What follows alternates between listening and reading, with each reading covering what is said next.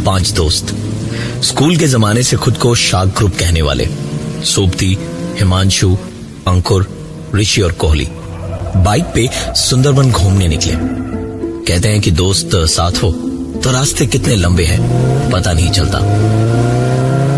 5 दोस्त बड़ी स्पीड में बाइक चलाए चले जा रहे थे कि तभी एक आवाज हुई। सोबती की बाइक का टायर पंचर हो गया था। बाकी सब आगे निकल गए। काफी आगे जाके ऋषि ने पीछे देखा, सोबती नहीं था तो सबको रोका। कुछ 15 मिनट तक इंतजार करते रहे लेकिन सोबती आया नहीं। सबने बाइक स्टार्ट की और वापस सोबती की तलाश में पीछे की ओर निकले। तकरीबन 8-9 किलोमीटर पीछे गए तो सोबती की बाइक सड़क के किनारे पड़ी हुई दिखी। टायर पंचर था और सोबती आसपास कहीं नहीं था। पतली सी उस सड़क के दोनों तरफ कुछ नहीं, सिर्फ जंगल सा था, लेकिन बहुत घना नहीं था। बाइक के पास ही तकरीबन 20 कदम की दूरी पर एक मिट्टी का छोटा सा कमरे जैसा एक घर बना हुआ था। गिरी हुई बाइक और सोबती का कोई नामो निशान ना देख के अंकुर ने फोन मिलाया। सोबती का फोन बजा, लेकिन अंकुर को अपने फोन पे होती रिंग के साथ साथ कहीं सोबती का फोन भी बजता हुआ सुनाई दे रहा था। सबने इधर उधर देखना शुरू किया तो आखिरकार हिमांशु को थोड़ा ध्यान लगाने पे सुनाई दिया कि फोन उसी मिट्टी के कमरे के अंदर बज रहा है। तंदराते हुए चारों दोस्त उसके अंदर घुसे तो देखा कमरे के अंदर सामने जमीन पे सोबती आराम से सो रहा था। उसे जगाया तो सोबती ने बताया कि बाइक खराब होने पे एक लड़का वहां से गुजरा जिसने यहां इंतजार करने को कहा कि वो मैकेनिक लेके थोड़ी देर में आ जाएगा। और पता नहीं मतलब मेरी आंख कब लग गई। सोबती के इतना कहते कहते दरवाजे से एक लड़का अंदर आया। पता चला कि ये वही लड़का था। उसने बाइक ठीक करनी शुरू की और घिरता हुआ अंधेरा देख के कहा, दादा आप लोग जल्दी निकल जाओ, अंधेरा हो गया है, उसके बाद कोई फेरी नहीं मिलेगी आपको। बात भी सही थी उसकी। सुंदरबन में अंधेरा घिरने के बाद ऐसे फेरी वगैरह पे जाना मना है, लेकिन जब 5 दोस्त साथ में हो तो फिर क्या टेंशन। हंस के उड़ा दी उन्होंने उसकी बात और बाइक ठीक होने पे 5 वापस निकल पड़े आगे। अंधेरा घेर चुका था, फेरीज सचमुच जा चुकी थी और कुछ जो वहां थी जाने को तैयार नहीं थी। सबने साफ साफ मना कर दिया जाने से।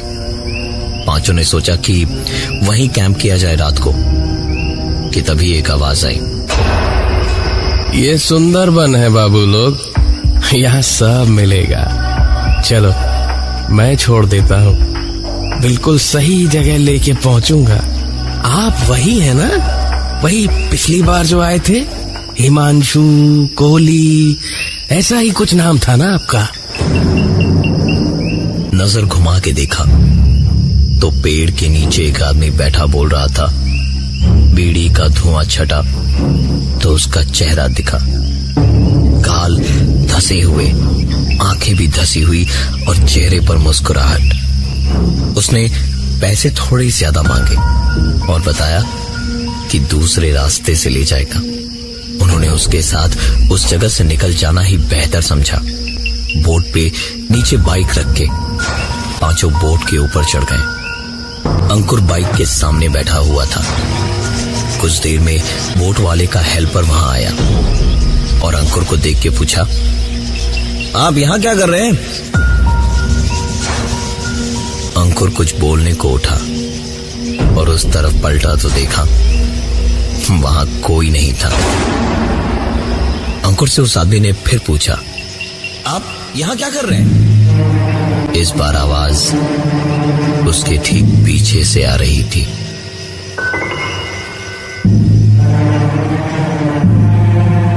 अंकुर भागा भागा वहां से निकला। बाहर ही ऋषि से टकराया जो बोट वाले के साथ खड़ा था। ऐसा घबराया देख के ऋषि ने उससे पूछा, क्या हुआ भाई, तू ठीक तो है? अंकुर ने पूरी बात बताई और इतना कह के वो उसे अपने साथ ले गया बगल वाले कमरे में। यहां बाकी तीनों दोस्त बैठ के मस्ती कर रहे थे, बैठ के सब बातें ही कर रहे थे जब किसी ने दरवाजा खटखटाया। कॉली ने उठ के दरवाजा खोला तो वहां बाहर कोई नहीं था। हो सकता है कोई दिक्कत हो जिसके लिए बोट वाले ने ही खटखटाया हो।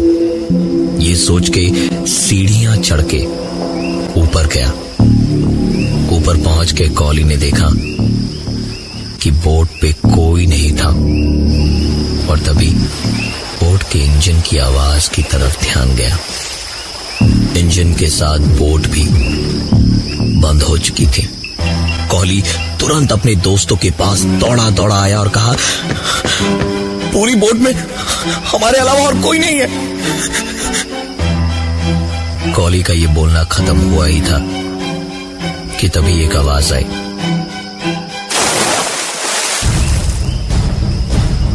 कॉली भाग के उस आवाज की तरफ पहुंचा तो देखा बोट वाला आदमी बाथरूम से हाथ पहुंचता हुआ बाहर आ रहा था।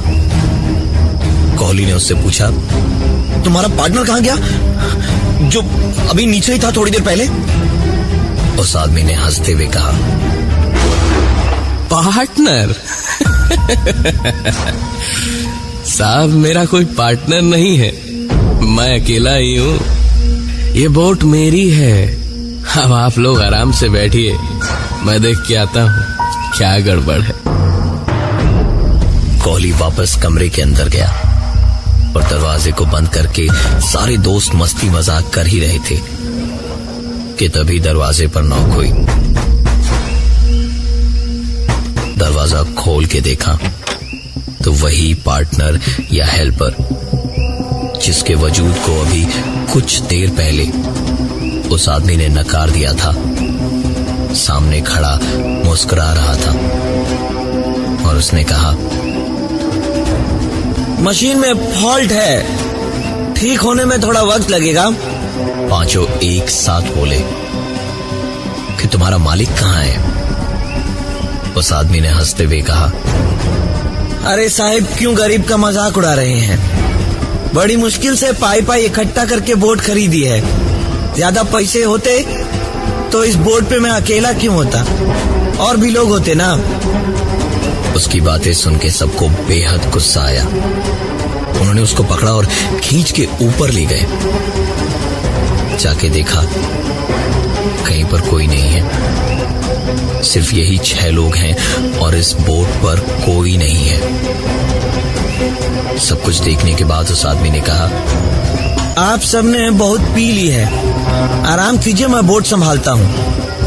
वापस आने के बाद 3 दोस्त सोबती, हिमांशु और अंकुर एक कमरे के अंदर बैठे और 2 एक कमरे में।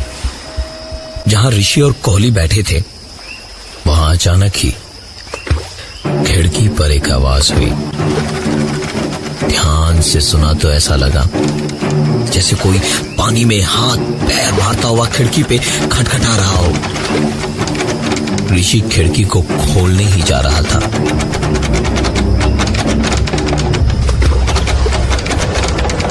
कि कोहली ने हाथ बढ़ा के उसे रोका और कहा, मत जा वहां। दोनों चुपचाप बैठे ही थे कि जब फिर से एक बार इंजन स्टार्ट होने की आवाज आई। इंजन के स्टार्ट होते ही बोट फिर एक बार चल पड़ी। बोट जैसे जैसे आगे बढ़ी, खिड़की से 5 दोस्तों ने बाहर देखा। सामने चटी पे खड़ा था वो आदमी जिसे ये दोस्त अभी तक इस बोट का मालिक समझ रहे थे। वो हाथ फहराता हुआ वहीं से कह रहा था, जाओ जाओ, आराम से जाओ, एकदम सही जगह पहुंच जाओगे तुम लोग।